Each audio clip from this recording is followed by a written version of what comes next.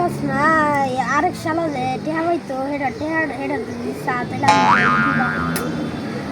কুছ না এই বন্ধুর কাছে 500 টাকা পাইতাম বন্ধু দিব নাকি আল্লাহ জানে তাও যায় চাই দে ইয়া